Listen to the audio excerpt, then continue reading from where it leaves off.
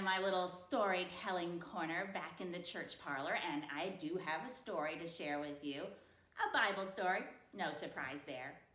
It's a story that I think you probably already know, or at least you know some of it.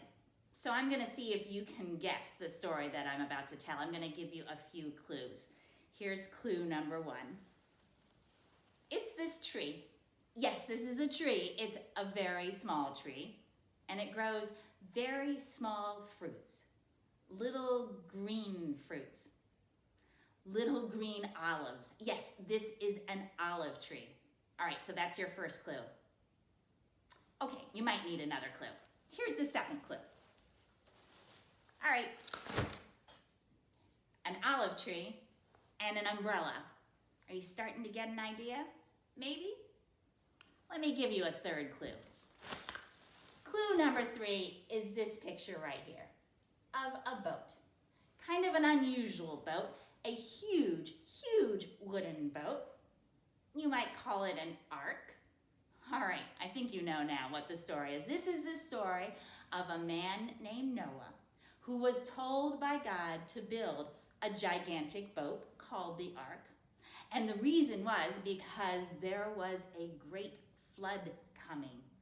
And God wanted Noah to save all the people around him. So Noah built this gigantic boat, and he went on the boat with his family, and he brought all the animals that were living back then, 2 by 2, 2 of every animal onto the boat. And you might know what happens next. It rained. It rained and rained. It rained for 40 days straight. There was so much rain that water covered the entire earth. There was no land to be seen anywhere. And Noah and his family and all those animals floated around on that boat for a very long time. As you might imagine, they got pretty tired of being on a boat with all those animals, and they were hoping that they could land somewhere. Noah had an idea to find out if there was a place for them to land. He sent a dove out, a beautiful white dove, and the dove flew out and then came back to Noah. And that was a signal to Noah that there wasn't any land out there yet because the bird had come back to him.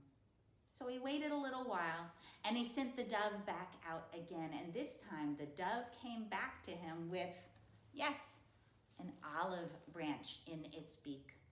And that was how Noah and his family knew that there was land out there, that there was a place for them to go, that there were trees still growing, and that everything would be okay.